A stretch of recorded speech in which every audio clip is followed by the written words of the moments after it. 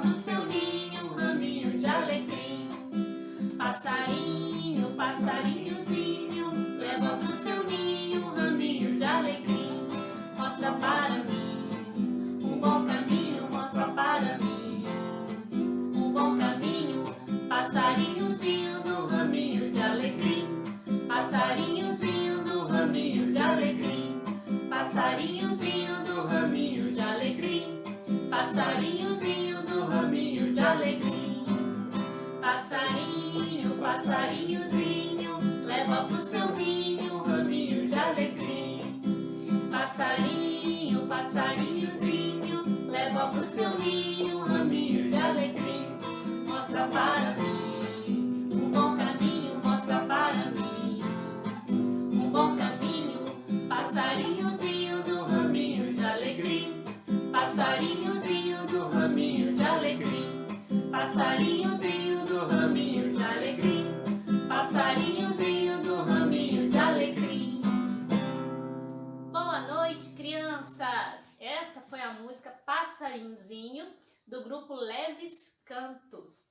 Vamos cantar mais uma música com o tio Saber, e aí a música vai ser a nossa prece inicial.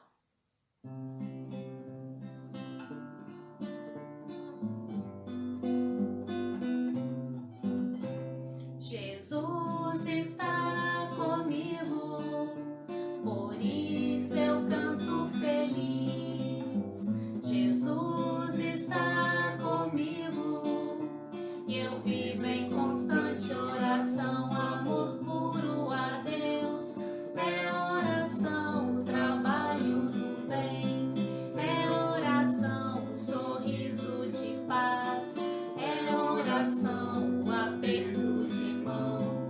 É oração, o perdão com amor. É oração, a palavra de luz. É oração, ser irmão de irmãos. É oração. Oração com Jesus. Jesus está comigo, por isso eu canto feliz. Jesus está comigo, eu vivo em constante oração, amor puro a Deus. É oração, trabalho do bem. É oração, sorriso de paz. É oração, o aperto de mãos. É oração, perdão com amor.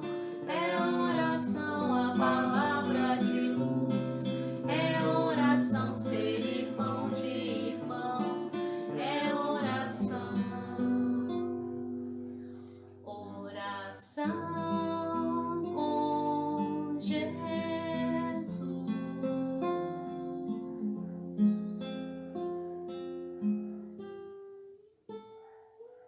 A força do exemplo. Um dia, o Sr. Carlos levou seus 2 filhos ao circo. Diego tinha 6 anos e Pedro 9 anos. Eles estavam muito felizes por irem ao circo em companhia do pai, a quem tanto admiravam. Chegando ao circo, o Sr. Carlos dirigiu-se à bilheteria para comprar os ingressos e viu uma placa com os seguintes dizeres: crianças até 5 anos pagam meia entrada. Quando chegou a vez do Sr. Carlos, ele pediu 3 entradas inteiras.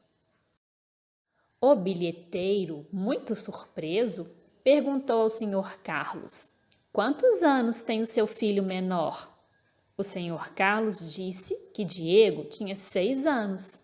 O bilheteiro riu muito e disse: o senhor poderia ter comprado meia entrada. Eu jamais saberia que ele tem 6 anos. O Sr. Carlos, muito sério, respondeu ao bilheteiro: o senhor não saberia, mas ele saberia. Já dentro do circo, as crianças estavam muito contentes e se divertindo muito.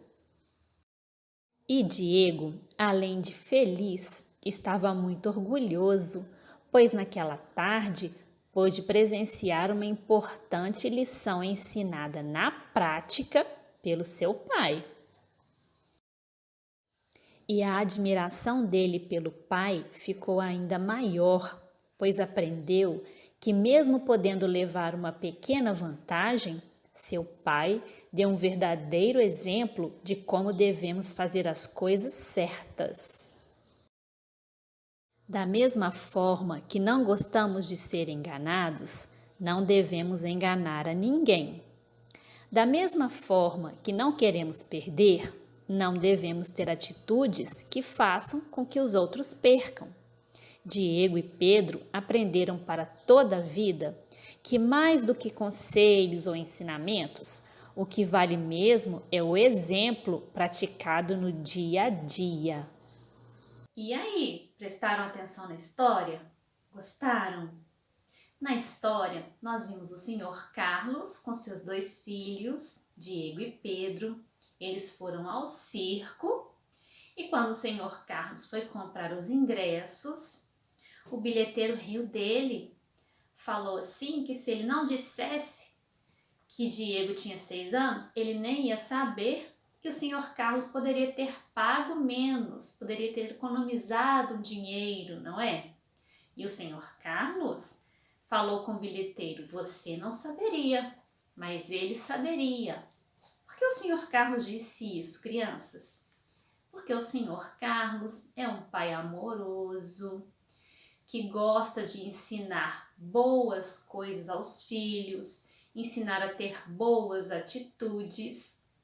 E se o senhor Carlos mentisse sobre a idade de Diego, ele não estaria fazendo aquilo que ensinou para os filhos. Ele ensinou que não deveria mentir. Ele ensinou aos filhos que deveriam ser sempre honestos, verdadeiros. E se ele falasse que Diego tinha menos de 6 anos, ele estaria mentindo. Crianças, na nossa vida, nós devemos buscar agir conforme aquilo que nós já sabemos que é o correto, assim como fez o senhor Carlos. Ele sabia que não deveria mentir para levar vantagem, para não gastar, não é? Pagando 3 ingressos inteiros. Ele sabia que devia falar a verdade. E ele já tinha ensinado isso para os filhos e assim ele fez. Então, meus amores, nós devemos buscar fazer sempre o correto, principalmente porque nós já sabemos muitas coisas, já sabemos quais são as boas atitudes que devemos ter. Nós aprendemos isso com a nossa família, aprendemos isso nas nossas aulas de evangelização, não é verdade? Quem é o mestre que veio nos ensinar tantas coisas boas, como o amor, como a caridade? Jesus, não é verdade?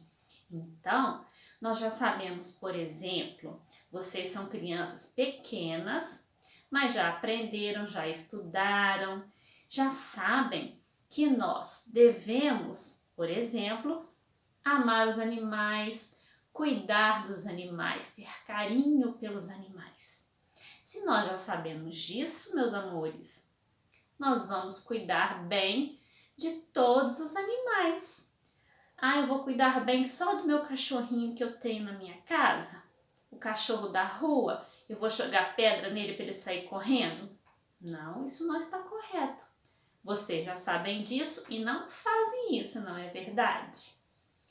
Olha só, o pai dos meninos mostrou para eles não só falando, mas agindo, como é o correto.